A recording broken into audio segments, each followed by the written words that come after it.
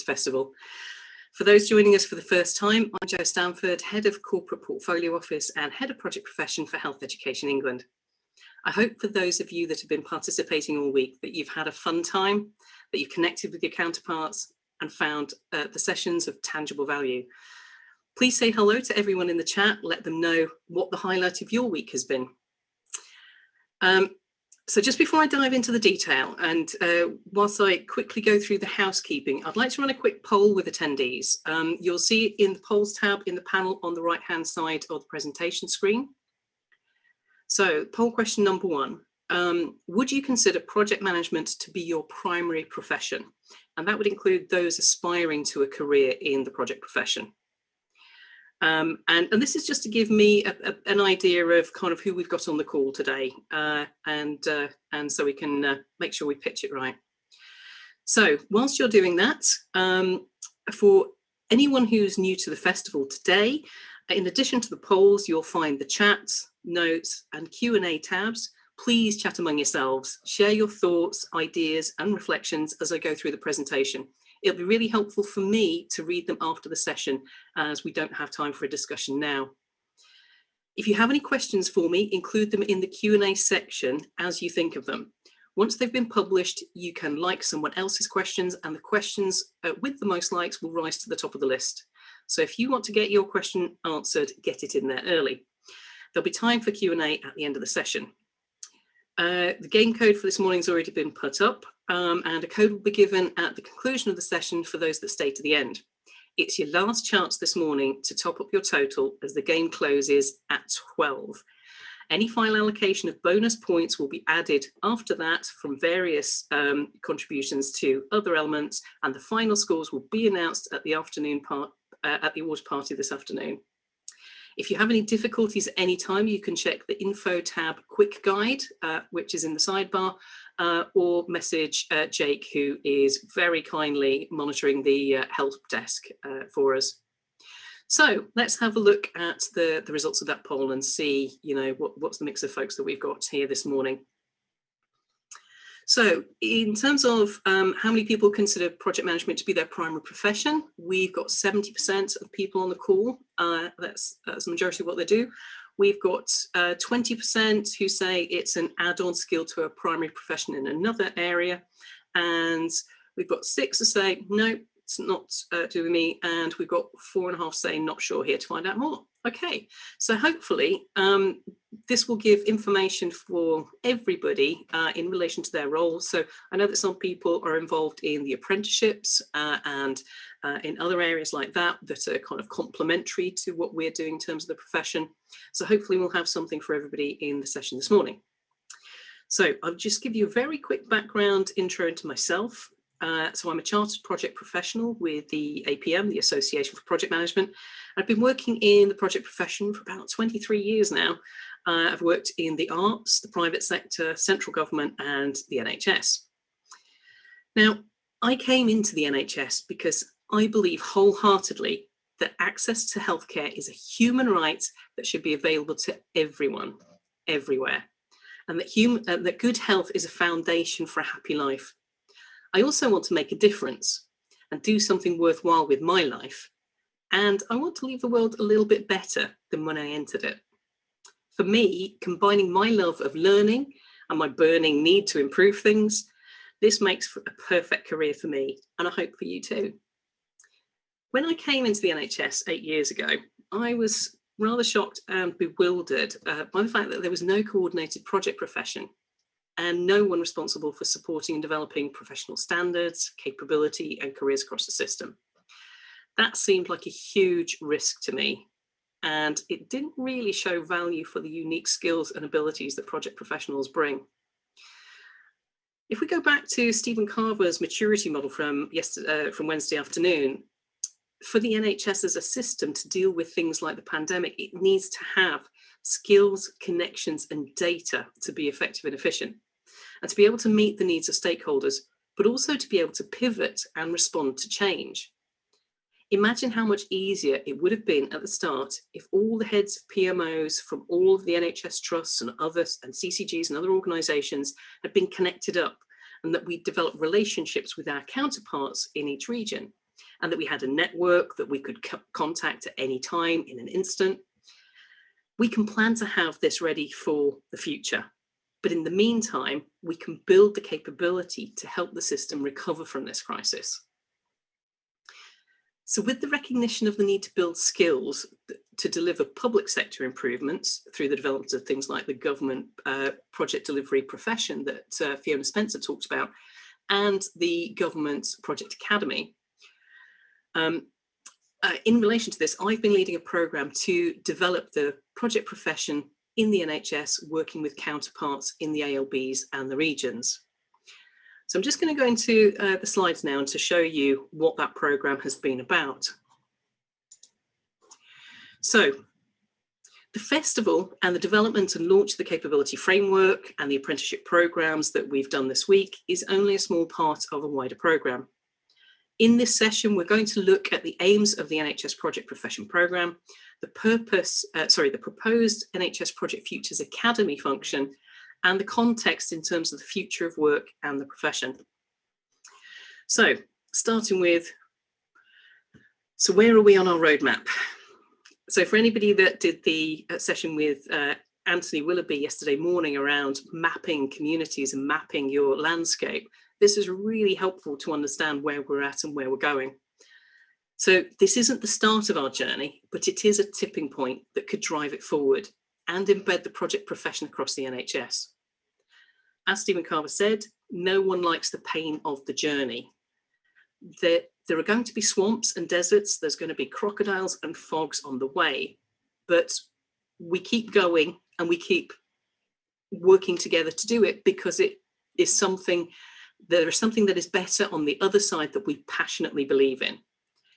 And the thing that we passionately believe in is not projects, it's people. So why do I do this? Well, I do this for the people that I love and the people that I admire. I want the NHS to be the best it can be for the future of my grandson, Ethan, and to be there for the whole of his life.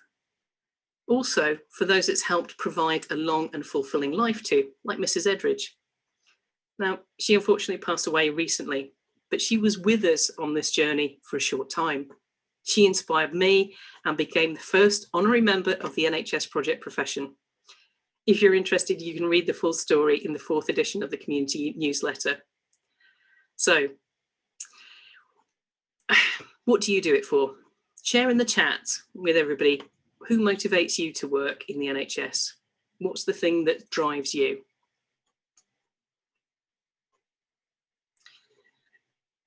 So, looking then at the future, we need to think about the context of the future of the NHS. And it's not just about the NHS itself, it's about the environment that it's working in. So where are we trying to get to? What's the blueprint of the future?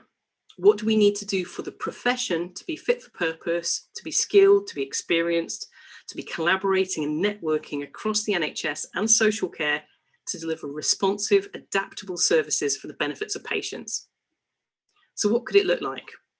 Well, the research and predictions that the future has the future focusing on 3 things. So ways of working and the shift from virtual meetings to workspaces such as Cube, but other environments are out there as well. Psychological safety that Carol Osterwald was talking about in her session.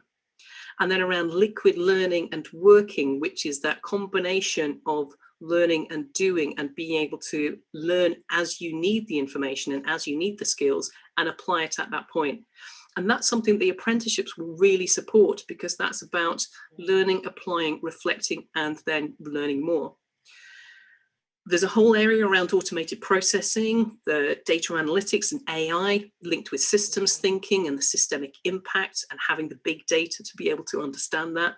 And that's also what we've included in the apprenticeship offering. We're also here to build cognitive skills because if a lot of the processes for project management, or the traditional ones, are automated, actually the thing that's going to make a difference is our ability to understand cognitive challenges, to understand psychology, understand neuroscience, and understand people change. So when we look at that and we look at having something like creativity to be able to problem solve, such as things like the Lego Serious Play that Tam Watchhorn has been leading in the hackathon all week, you know, these are really important skills for the future. And that's what we need to focus on in terms of building our capability for being competent for the future. So we need to factor in social change, we need to factor in equality, and we need to factor in retaining sort of retraining frequently for future workers to keep up with new technologies. And that's going to be an important point because, well, you know, we're living longer, but also the retirement age is getting further and further away. What we learned at school and university by the time you come out at 20 is not going to be fit for purpose by the time you're 40, never mind the time that you're 70, which is what we're all going to be working to at this rate. So we need to think differently about learning, and we need to think differently about how we retrain. For me, there's something about the fact that every 10 years there is a big shift.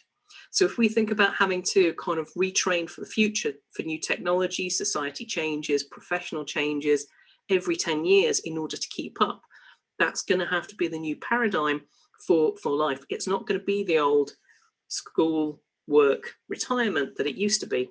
It's going to have to constantly evolve as we go. So how do we prepare for the future? So one of the things for us is about having a model. So we've developed an academy model based on extensive research of various sectors and companies that have best practice academies, and we learned lessons from their experiences, and then we stole all their really good stuff and adapted it for the NHS. So I'd like to thank Shell, the petrochemical company, Michelle Palin at Cabinet Office, and Wes Robinson at Sellafield, particularly for all the advice, support, insights, and experiences that they shared with us from their journeys. So the Academy covers 5 key areas. We have an area around networking and community, knowledge and learning, development and experience, professional support, and assessment and accreditation. Now you can see the whole infographic in the documents that are linked at the bottom of this particular session. So if you want to have a look at the details underneath, you'll find that there. You'll also find an executive guide to the program itself that gives the sort of the rationale, the background, and an overview of it.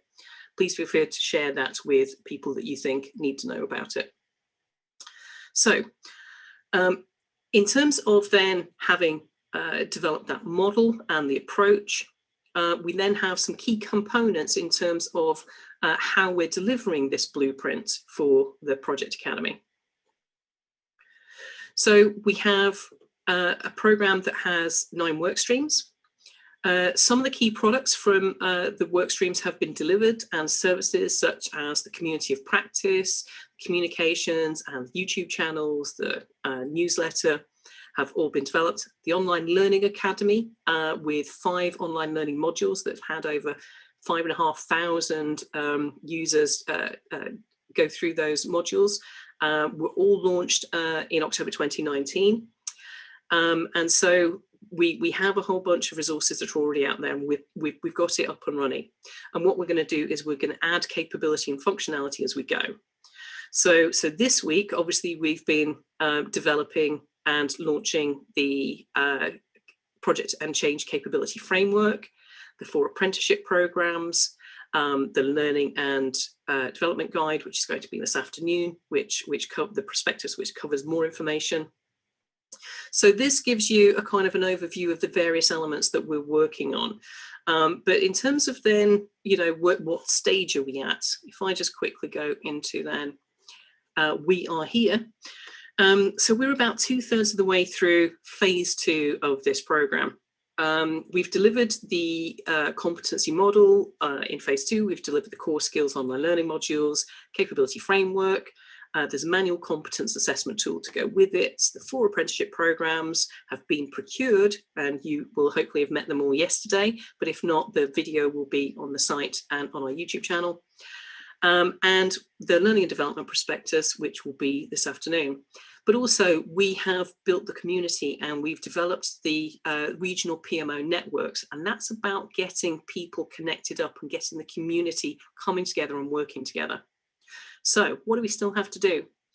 So we need to we want to develop an online version of the competence assessment tool so that so it's much slicker and easier, and we've got oversight and visibility of the the data, so we can see what skills and abilities we've got across the NHS landscape.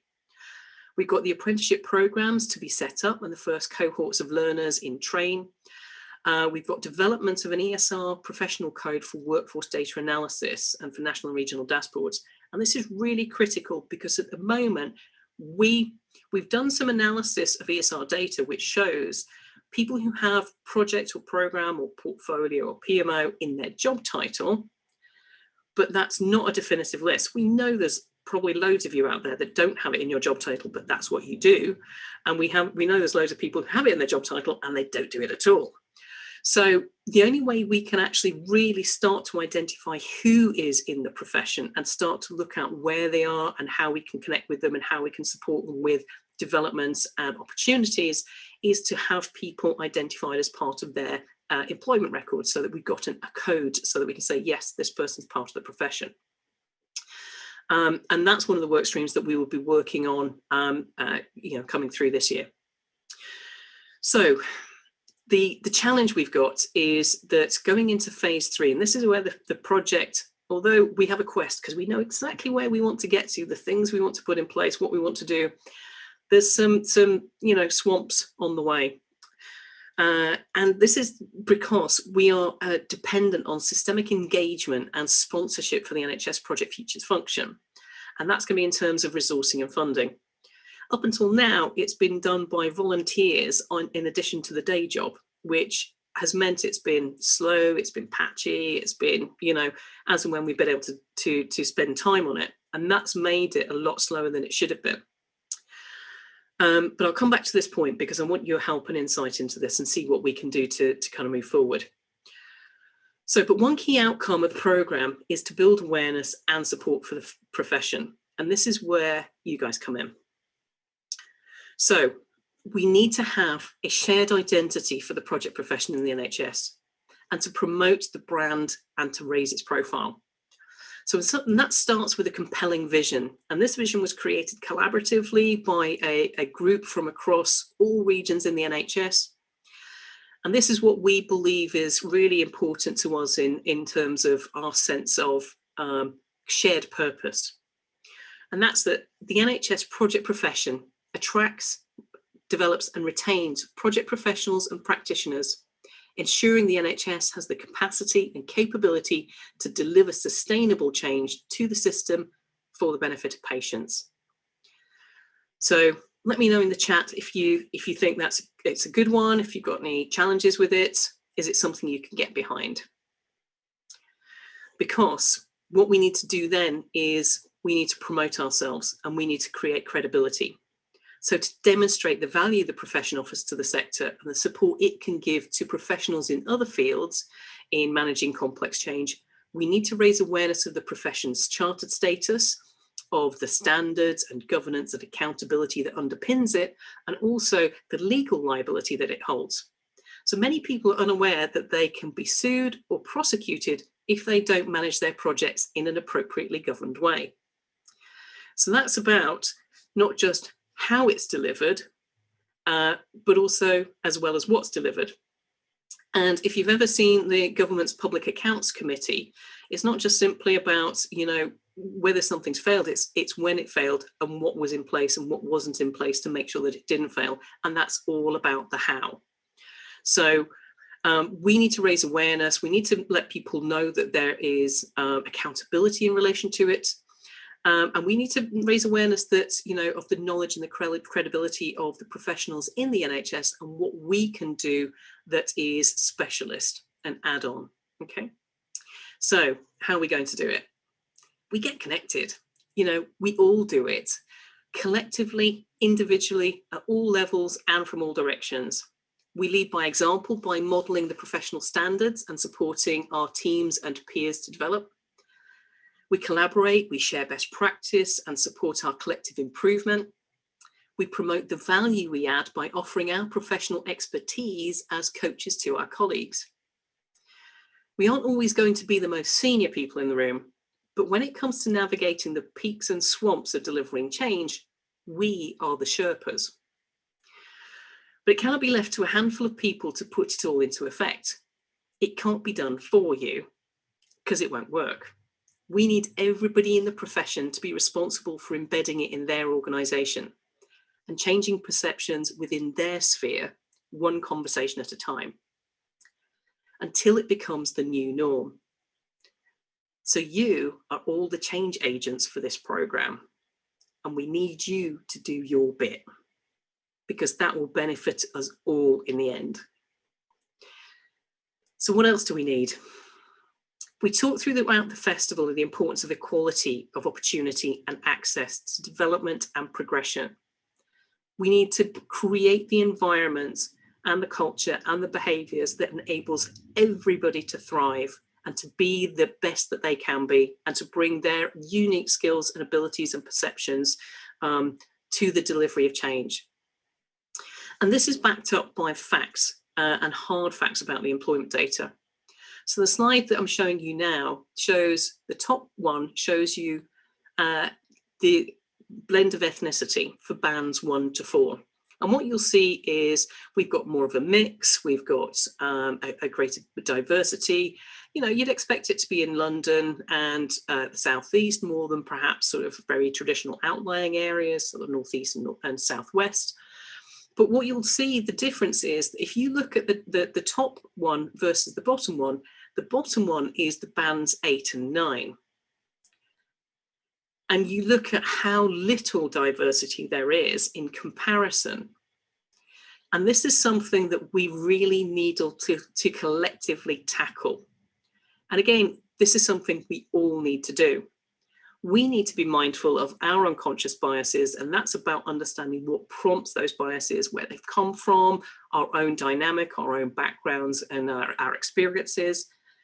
And then with an open heart and mind, listen to the voices that have been silenced for years by cultural and social discrimination. We need to support people to come forward and to be more open and to be more honest, so that we can help to support everybody to progress together. And how do we do that? Well, we do that by creating a sense of belonging.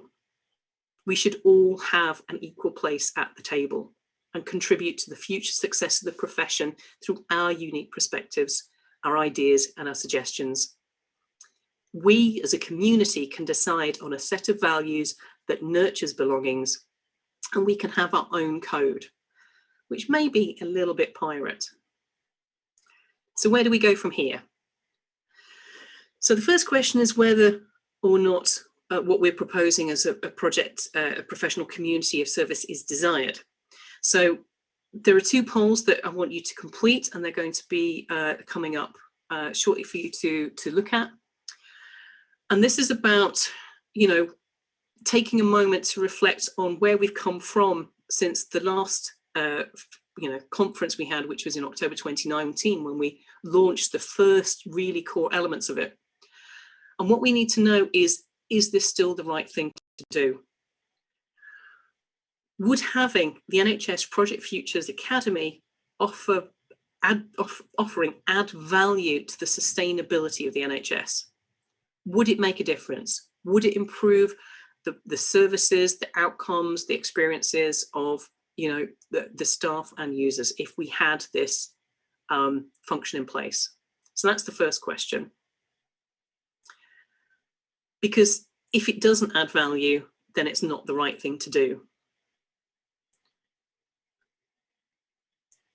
And once you've answered that question, if you can go on and answer the second question, and what we'll do is we'll then compare the votes to them both. So if you can get the next question answered. So let's have a quick look at the first one. So would having the NHS Project Futures Academy offering add value to the sustainability of the NHS? So we've got 73% have said, well, that's fluctuating very slightly, 67% have said, it's moving. It's about 70% have said yes. We've got, to some extent, about 18%. Obviously, there's lots of factors that play into it. but this is about us doing our bit. Nobody said no. That's good. That's quite positive. And about 7% said they don't know. Maybe that's about understanding more about it and what our value will add. So maybe there's something we need to do to really explore what's the added value, what's the benefits of this. Okay, fantastic. Thank you. So the next question then looks at would having the NHS Project Futures Academy offering add value to you and your professional development?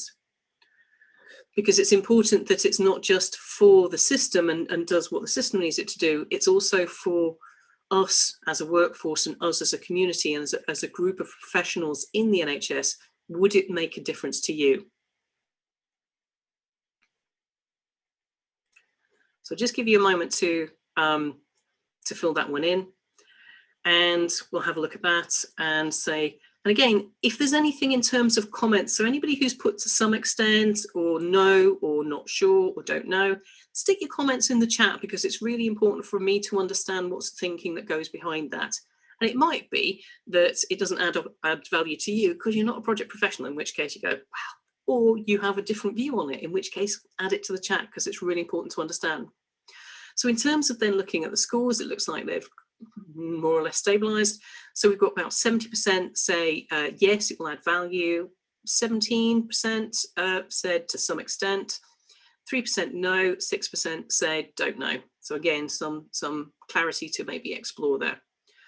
But I think that gives us a pretty positive response that says, actually, do we keep doing this? Do we continue on?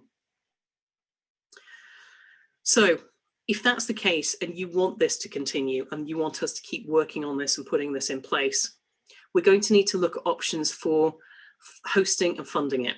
As I said, we've been doing it voluntarily up until now.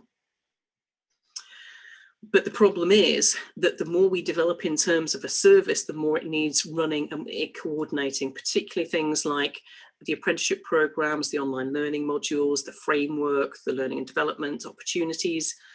It doesn't stop by launching it now. We need to keep developing them, keep adding to them, keep delivering on them. And we need to do the workforce analysis to support people's development going forward. So with the links to training, the government profession, project body, the professional body, and education and training, including apprenticeships. My suggestion is that the function could be hosted within HEE. I haven't done a poll for this, but if you can put it in the chat, but if there are better options, please put your thoughts and comments in. Because this is about how we connect up and how we can build that connection across the landscape, but also externally as well as internally. You know, the NHS can be a bit of a closed shop sometimes, and it's really important that we get some ability to look out over the landscape and see what others are doing as well. Now, if you have ideas for how we could fund it, please get in touch and let me know and put something in the chat and maybe stir some conversation about it. And what I'll look to do then is get a small group of us together to explore the options. As I said, we've been doing this voluntarily and because we have a burning belief that it's the right thing to do and it adds value. But there's currently no funding for this programme or for the Academy. Everything we've achieved so far has been done by using other programmes underspend at the end of every financial year. And the willingness and support for the community to come together and work on it. And that's great, but everybody's got pressures and challenges. For the Academy to be sustainable, we need a recurrent funding model. So get your thoughts in the chat, get in touch, let's get together and sort out collectively how we can take this forward and make it sustainable and get that engagement at a senior level. But in the meantime, it's been a long journey getting to this moment. I hope you've had a fantastic week, those of you that have been around all week. We certainly have. It's been amazing. We've had some real inspiration from speakers, and there's a lot more to do going forward if we keep ploughing forward for the next step. So I think what's important is we take a moment to celebrate today, to celebrate where we've come from, to gather together around the campfire and to raise a glass. So thank you. I'll now take any questions, and Kate's going to come on and help ask them, so that if you've got any questions in the chat, I can deal with any of those. I'm hoping you got some questions. Hi there, thank you for that, Joe. I think that was a really, really useful session, and lots of conversation going on in the chat. You'll be glad to hear. Fantastic.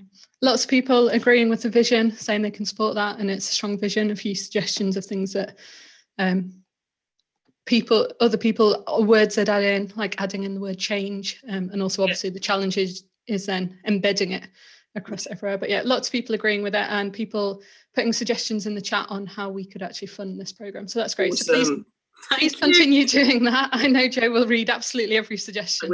I will be reading everything. So please do. We need your help. We need to come together now to take this forward. Thank you. That's fabulous. Yeah, and then we've got lots of questions. We'll get through as many as we can. If anybody else has got any, please pop them in the Q&A tab and I'll put them to Joe. So the most popular one is, how can we access training to help us improve and update our project management skills? For example, APM's PPQ. Okay, so there's a couple of things here. There's this part of what we're doing with rolling out the framework is giving you, but also giving organizations a framework to say, these are the skills and competencies, qualifications, and accredited learning that people in the project profession should have. So that's the foundation stone. That's about saying, actually, these are the things you need to be thinking about. So following on from this festival, we need you to take it forward for yourselves, but also if you're in a position in your organization to work with your HR team, to work with your learning and development team, to introduce the framework to them, and also to look at how you can support project staff within your organization to access that learning. Now, we have a learning kind of catalogue in HEE, which we can share with you as well, which says, and here are the things that are approved for people to go on. The framework is a really great starting point to do a sense check in terms of where you are and what you need to do in terms of looking at areas for development. So it's having a look at that. It's looking at the competency assessment tool, going through it, having the conversation with your line manager or your professional lead, because sometimes your line manager doesn't always know much about project management because they're not always project managers. But if you've got somebody who's head of PMO or head of profession in your organization, have a chat with them as well. Have a chat and ask about career development. Have a look at where you are, get some ideas to say, and actually what's the next step in terms of learning and development. And then that's making the case of putting it in your PDP, making the case for the organization to say, actually, in terms of developing your skills and abilities, they need to put that in place. And the same applies for apprenticeships. It's a slightly different way of sort of funding because obviously they will need to tap into the levy, and the learning and development team or the people responsible for it in your organization will need to approve apprenticeships because they will be needing to dip into the levy pot. So that's the thing really, is assess where you are now, agree a plan for going forward, and then looking to access the learning and putting it into your PDP. So you've got it as part of your objectives. That's great, thank you. And I think, seeing as you've just mentioned apprenticeships, it would be a good time to ask a question. Someone said, if people cannot sign up to an apprenticeship right now, will there be ongoing chances to join over time? Oh my goodness, yes. This isn't a one-off deal. This is just the start. This is the point about making this sustainable and having this monitored and managed as a service, is that we're not just setting this up, we're wanting to keep it going. And the 7 providers that we've got for now to get the first cohorts up and running, we will be adding to them. We will changing them. We will be evolving them. We'll be adding new apprenticeship programs as they come up and getting the right ones. And it's about having the right skills and adding and evolving as we go. So yes, this is going to be a continuous process. Once the apprenticeships are up and running, we're going to keep them going forward. The expressions of interest questionnaire that asks who's interested in perhaps doing an apprenticeship, also asks, and when would you be ready for it? Because that's one of the things we want to do, is we want to have a pipeline of people queued up, ready to go into the apprenticeship. So those that are available to do it immediately, get them ready, but also have the next series of cohorts all lined up, ready to go. So everybody knows what they're doing, and we can get that rolling program of skills development out there. I'll stop there and get to another question. That's great, thank you. And I think it probably follows on from some of the the kind of point you've made about the capability framework and the competency assessment tool and having those conversations with your manager. But someone has asked, how do we help those from a Prince 2 background to capitalise on the best of their skills and progress in the new world and the capability framework? Is there anything else you'd like to add? Yeah, no, I'm slightly notorious for poo-pooing Prince 2. It's not that there's anything wrong with Prince 2. It's very good in its own way, but it's a method. It isn't actually project management. Project management isn't a behavior, it's an activity, it's what you do. It's not a bunch of processes and reports. It's about your communication, your engagement, your activities, your coordination, your cognitive stuff. And that's not included in Prince 2. It's just a method. It's just a process to follow. So it's useful to have to have some discipline around understanding the stages of a project, but it doesn't teach you how to manage a project. So the important thing is you don't just do Prince 2, you actually do proper project management qualifications. Now, if you're doing project management and you're coming into it as a start, the APM fundamentals qualification is the great place to start, or the level 4 associate project manager apprenticeship. Because those are both really important starting points in understanding the behaviors, the actions, the activities that you need to do as a project manager, not just the processes. So that would be my recommendation in terms of making a start. And if that's all you've got and you want to explore and you work in a different area, there's things like change management. If you're doing more people change, you really need to do the change management qualification. The agile change that Mel Franklin talked about on Monday is fantastic for the new world because it combines that people-focused outcome, change. But it's using an iterative process from the agile models that means that you can constantly stop and check to make sure that you're going in the right direction. And if it's a bit foggy, it helps you clarify some of that stuff. That's great. Thanks, Joe. There's lots more questions, so we'll get through as many as we've got time for. The top voted one at the moment, are there any plans to develop a formal professional body for the project delivery profession in the NHS in the same way that our finance and HR colleagues have? This would be a great step in giving it the authority and credibility it deserves. I actually had a slide on that and I took it out because for me, this is something that we need to do as part of a wider debate as a community and agree this collaboratively. There are pros and cons of different models, and there are two primary models. One is a hosted function. So I don't know if you're familiar with NHS Horizons or, there's some other functions. So things like technology enhanced learning that do all of the online learning modules. These are functions that are hosted within an organization, and it can be any organization. And it gives that kind of stability and it gives that functional oversight. But the one thing it also gives is that ability to look at workforce data and to look at supporting learning and development to influence things like apprenticeship programs within the system. And it also supports things like career progression and development and secondments and, opening opportunities. So it's about working within the system to be able to make those things happen. So that's one model, is have it as a hosted function like NHS Horizons. The other alternative is a separate association like HFMA. Which is a fantastic organisation. They've been incredibly helpful in providing us with an awful lot of insights into how they set up. And again, I should have given them a shout out.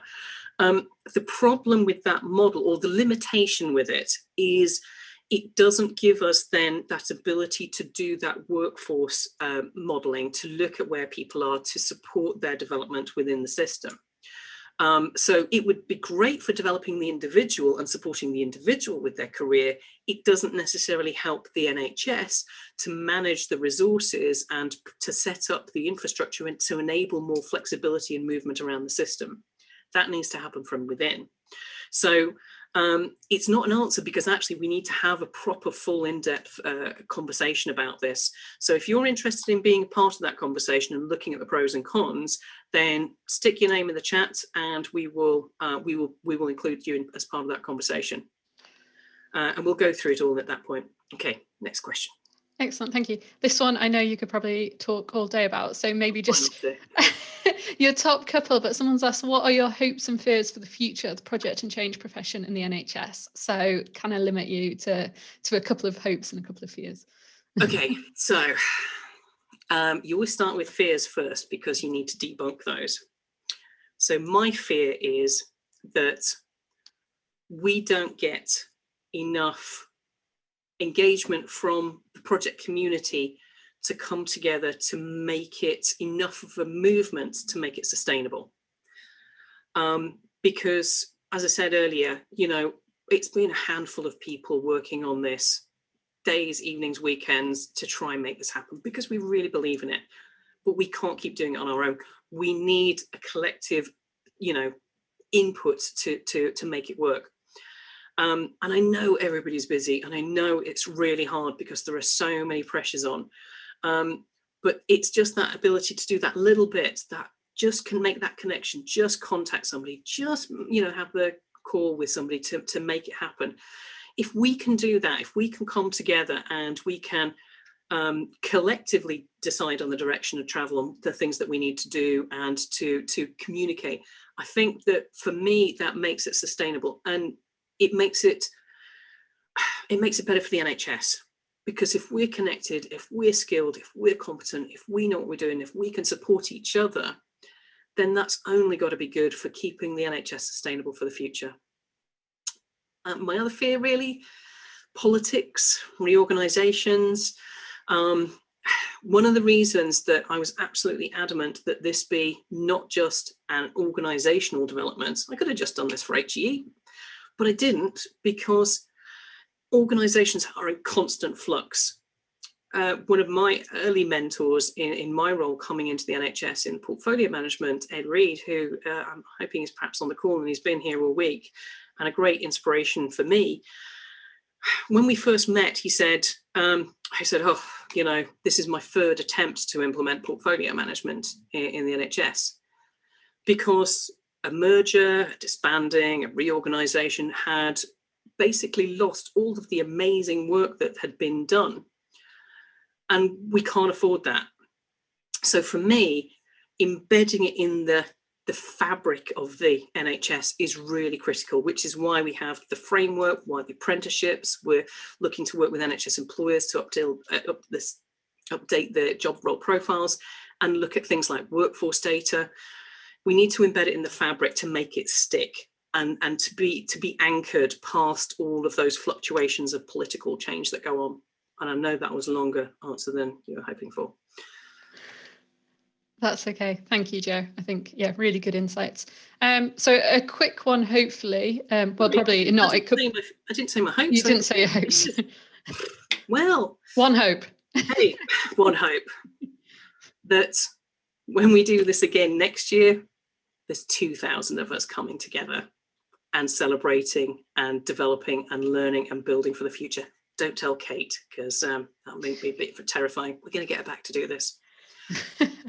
Yeah, that's let's not think about next year yet until we've recovered from this year, but yeah, that would be great. Okay, we're rapidly running out of time, but someone's asked, I know we're NHS England, but what about NHS Project Future spanning all of the UK? And I know we've had people here from across the UK joining. Oh, it is. Oh, I see what you mean. UK rather than just England. When you said NHS England, I thought you meant the organisation.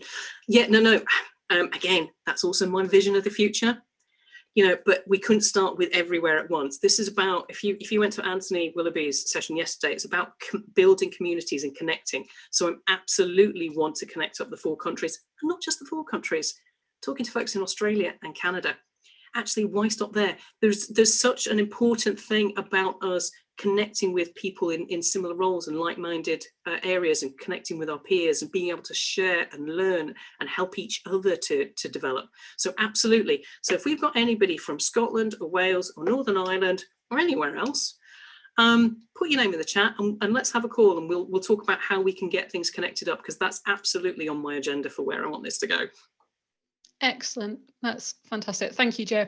I'm afraid we're out of time, so apologies to anyone who we didn't get around to answering your question, but The voice from above, Chris, has just told me we've got another 5 minutes. So thank you, Chris.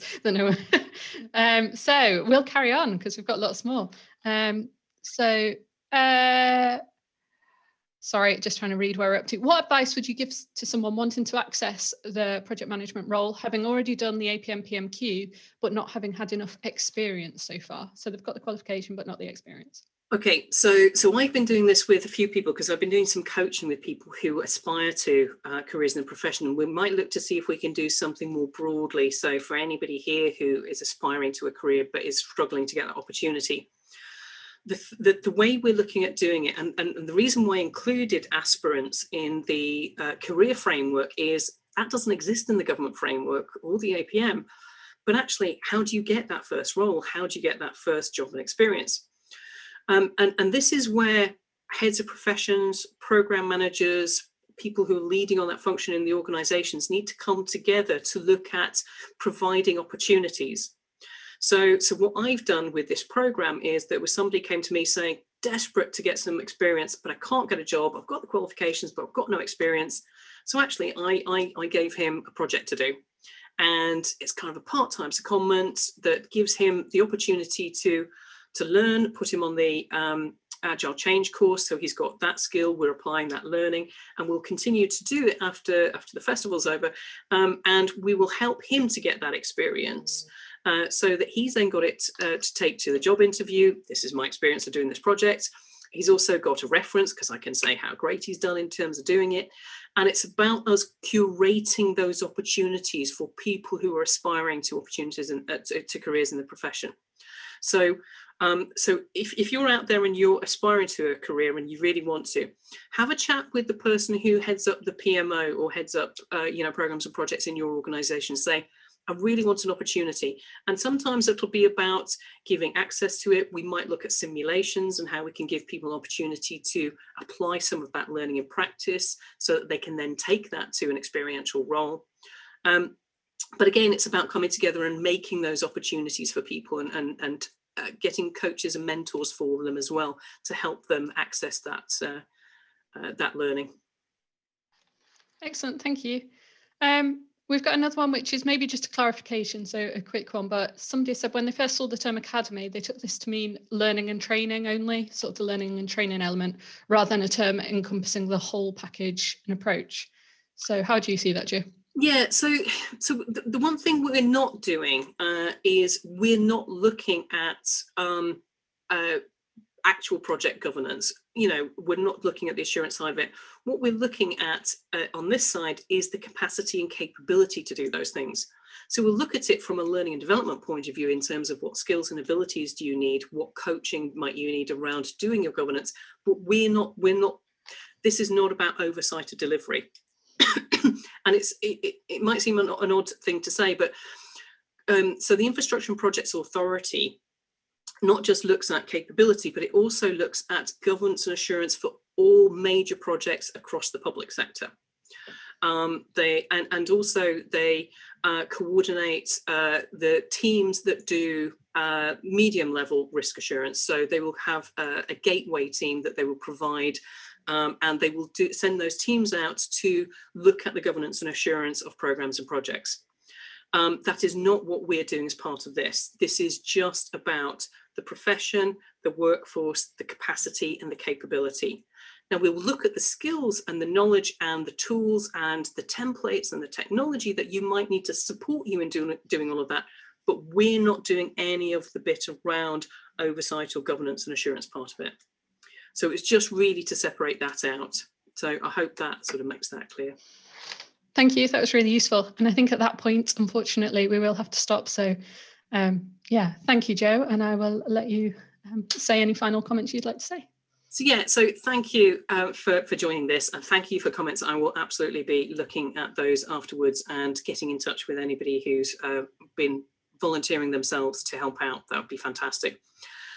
We've had an amazing week. There's been some fabulous insights from people, and I'm really hoping you can join the next session to look at the role of the ICSs and what the profession can do to support their development. Following that, we've got successful project case studies from around the NHS. So that's really great learning from others. There's some fabulous examples there. There's the final hack session for those that have been involved in that, and really looking forward to hearing those later when you do your pitches. There's the learning and training options session as well. And again, that builds upon what we've talked about in terms of the apprenticeships and the online learning. And you'll see it's all in that session there, and find out more about the wider offer. And that also supports the development of the capability framework. And then, last but not least, and to finish off the week, we have our festival award ceremony and party. And I really hope you can join us for that one, to reflect on a fantastic week, to celebrate all the amazing things that we've heard and seen from the fantastic speakers we've had, and to raise a glass and celebrate this moment, and then get ready to go on a positive direction of travel on this journey together going forward. So thank you, have a fabulous day, and I hope to see you later.